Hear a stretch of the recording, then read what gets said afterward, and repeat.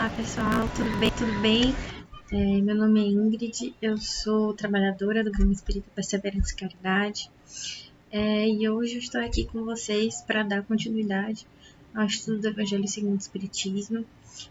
Estamos estudando o capítulo 4, Ninguém Poderá Ver o Reino de Deus se não nascer de novo. Na semana passada foi estudado o item Ressurreição e Reencarnação.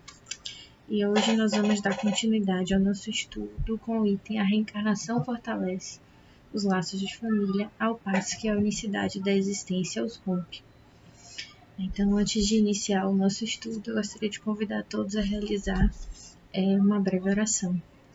Então, vamos fechar os olhos, respirar fundo, buscando nos acalmar. Elevamos o nosso pensamento a Deus, agradecendo por mais essa oportunidade de estudo do Evangelho, agradecendo pelas bênçãos, pela bênção do trabalho, do estudo, e rogando ao Pai Celestial o discernimento e o esclarecimento, para que possamos verdadeiramente compreender o Evangelho do Cristo. Assim seja. Então, o nosso texto de hoje, cujo título é Reencarnação Fortalece os Laços de Família, ao passo que a unicidade da existência os rompe. Os laços de família não sofrem destruição alguma com a reencarnação, como pensam certas pessoas. Ao contrário, tornam-se mais fortalecidos e apertados. O princípio oposto sim os destrói. No espaço, os espíritos formam grupos ou famílias entrelaçados pela afeição, pela simpatia e pela semelhança das inclinações. Ditosos por se encontrarem juntos, esses espíritos se buscam uns aos outros. A encarnação apenas momentaneamente os separa, porquanto, ao regressarem à erreticidade, novamente se reúnem como amigos que voltam de uma viagem. Muitas vezes até uns seguem a outros na encarnação, vindo aqui reunir-se na mesma família ou no mesmo círculo a fim de trabalharem juntos pelo seu mútuo adiantamento. Se uns encarnam e outros não, nem por isso deixam de estar unidos pelo pensamento. Os que se conservam livres velam pelos que se acham em cativeiro. Os mais adiantados se esforçam por fazer que os retardatários progridam. Após cada existência, todos têm avançado um passo na senda do aperfeiçoamento, cada vez menos presos à matéria, mas viva se lhes torna a afeição recíproca, pela razão mesma de que, mais depurada, não tem a perturbar o egoísmo, nem as sombras das paixões. Podem, portanto, percorrer assim ilimitado número de existências corpóreas, sem que nenhum golpe receba a mútua estima que os liga. Está bem visto que aqui se trata de afeição real, de alma a alma, única que sobrevive à destruição do corpo, porquanto os seres que neste mundo se unem apenas pelos sentidos, nenhum motivo têm para se preocuparem no mundo dos espíritos. Duráveis somente o são as afeições espirituais. As de natureza carnal se extinguem com a causa que lhes deu origem. Ora, semelhante causa não subsiste no mundo dos espíritos, enquanto a alma existe sempre. No que concerne às pessoas que se unem exclusivamente por motivo de interesse, essas nada realmente são umas para as outras. A morte as separa na terra e no céu. A união e a afeição que existem entre pessoas parentes são índice de simpatia anterior, que as aproximou. Daí vem que, falando-se de alguém cujo caráter, gostos e pendores nenhuma semelhança apresentam com os dos seus parentes mais próximos, se costuma dizer que ela não é da família. Dizendo-se isso, enuncia-se uma verdade mais profunda do que se supõe. Deus permite que, nas famílias ocorram essas encarnações de espíritos antipáticos ou estranhos, com o duplo objetivo de servir de prova para uns e para outros de meio de progresso. Assim, os maus se melhoram pouco a pouco ao contato dos bons e por efeito dos cuidados que lhes se dispensam. O caráter deles se abranda, seus costumes se apuram, as antipatias se esvaem. É desse modo que se opera a fusão das diferentes categorias de espíritos. O temor de que a parentela aumente indefinidamente em consequência da reencarnação é de fundo egoístico. Prova naquele que o sente falta de amor bastante amplo para abranger grande número de pessoas. Um pai que tem muitos filhos ama-os menos do que amaria a um deles se fosse único. Mas tranquilizem-se os egoístas, não há fundamento para semelhante temor. Do fato de o homem ter tido 10 encarnações, não se segue que vai encontrar no mundo dos espíritos 10 pais, 10 mães, 10 mulheres e um número proporcional de filhos e de parentes novos. Lá encontrará sempre os que foram objeto da sua afeição, os quais se lhe terão ligado na terra a títulos diversos e talvez sobre o mesmo título. Vejamos agora as consequências da doutrina anti-reencarnacionista. Ela necessariamente anula a pré-existência da alma, sendo que essas, criadas ao mesmo tempo que os corpos, nenhum laço anterior há entre elas, que, nesse caso, serão completamente estranhas umas às outras. O pai é estranho a seu filho. A filiação das famílias fica assim reduzida à só filiação corporal sem qualquer laço espiritual.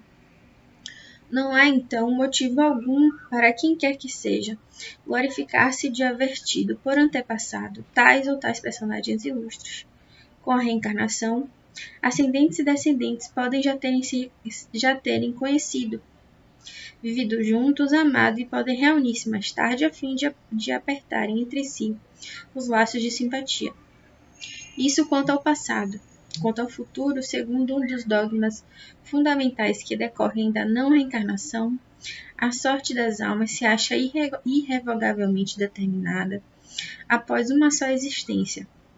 A fixação definitiva da sorte implica a cessação de todo progresso, pois desde que haja qualquer progresso já não há sorte definitiva. Conforme tenham vivido bem ou mal, elas vão imediatamente para a mansão dos bem-aventurados ou para o inferno eterno. Ficam assim imediatamente para sempre separadas e sem esperança de tornarem a juntar-se, de forma que pais, mães e filhos, maridos e mulheres, irmãos, irmãs e amigos jamais podem estar certos de se ver novamente. É a ruptura absoluta dos laços de família. Com a reencarnação e progresso a que dá lugar, todos os que se amaram tornam a encontrar-se na terra e no espaço e juntos gravitam para Deus. Se alguns fraquejam no caminho, esses retardam seu adiantamento e a sua felicidade, mas não há para eles perda de toda esperança. Ajudados, encorajados e amparados pelos que os amam, um dia sairão do lodaçal em que se enterraram. Com a reencarnação, finalmente, há a perpétua solidariedade entre os encarnados e desencarnados, e daí, estreitamento dos laços de afeição. Em resumo, 4 alternativas se apresentam ao homem para o seu futuro de além-túmulo. Primeiro, nada, de acordo com a doutrina materialista. Segundo, a absorção no todo universal, de acordo com a doutrina panteísta. Terceiro, a individualidade com fixação definitiva da sorte, segundo a doutrina da Igreja. E, por fim, o quarto, a individualidade com progressão indefinida, conforme a doutrina espírita. Segundo as duas primeiras, os laços de família se rompem por ocasião da morte e nenhuma esperança resta às almas de se encontrarem futuramente. Com a terceira, há para elas possibilidade de se tornarem a ver, desde que sigam para a mesma região, que tanto pode ser o inferno como o paraíso. Já com a pluralidade das existências, de acordo com os ensinamentos da doutrina espírita, inseparável da progressão gradativa, há a certeza na continuidade das relações entre os que se amaram, e é isso que os constitui, a verdadeira família.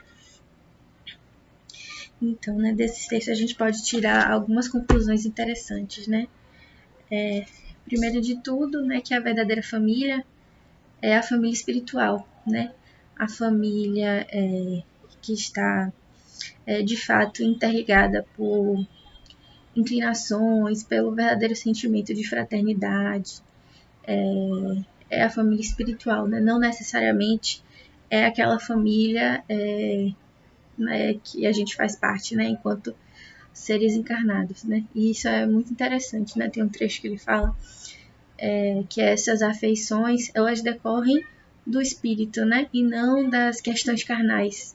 E com a morte, essas questões carnais se cessam e, portanto, esses interesses também se cessam. Outra coisa muito interessante que a gente pode tirar desse texto, né? É a partezinha que fala a respeito da encarnação de espíritos estranhos, né? Entre si, dentro de uma mesma família. Né? Muitas vezes a gente encontra esses conflitos, né? Entre irmãos, entre pais e filhos. E isso traz uma perspectiva muito interessante para isso, né? Se Deus nos colocou nesse seio familiar, é porque existe um propósito, né? Porque precisamos conviver com esses irmãos, né? E quando eu falo irmãos no sentido da família espiritual, né? Já que somos todos uma grande família, mas podem ser pais e filhos, avós, netos, primos, irmãos mesmo. E porque a caminhada junto com esse irmão vai nos trazer progresso, ou vamos trazer progresso para esse irmão de alguma forma, né? É muito interessante a gente observar isso, né? Especialmente, né, na data em que esse vídeo vai ser lançado, que é o Dia das Mães, né? Um dia que normalmente a gente está em comunhão com a nossa família, né? Vai encontrar os parentes. Então fica uma reflexão muito interessante para esse dia, né? Que possamos sempre ter em mente que a nossa verdadeira família é a família que está entrelaçada por esses interesses da alma, né? Não os interesses do mundo material, e também não perdermos de vista, não esquecermos que não estamos aqui nesta família por acaso, né?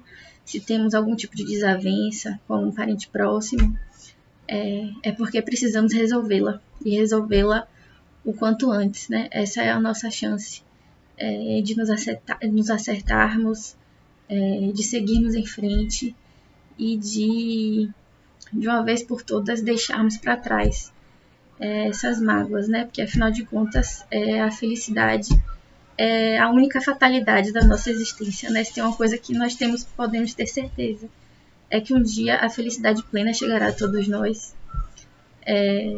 Não conseguimos ainda nem conceber como será essa felicidade, esse estado tão pleno de contentamento. Mas é uma certeza para nós, né? Um dia chegará. E a convivência com os nossos familiares, principalmente, né? As pessoas que com certeza devem estar do nosso lado, é um caminho imprescindível dessa estrada que leva a essa felicidade. Então, pessoal, espero que esse estudo tenha trazido boas reflexões para todos.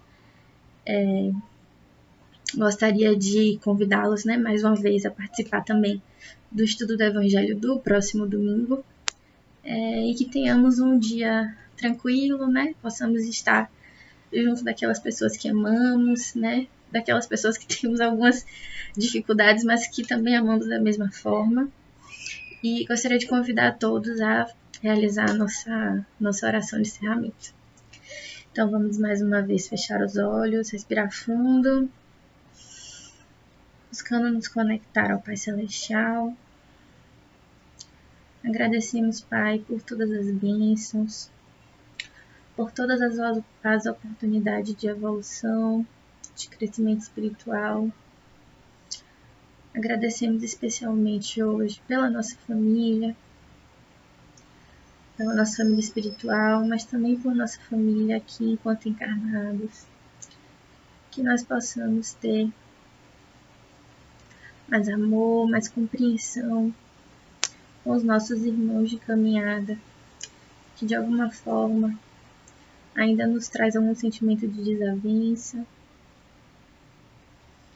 Que possamos ter uma semana tranquila e que possamos estar aqui novamente no próximo domingo para o estudo do Evangelho do Cristo. Assim seja. Obrigada, pessoal. Bom dia para todos.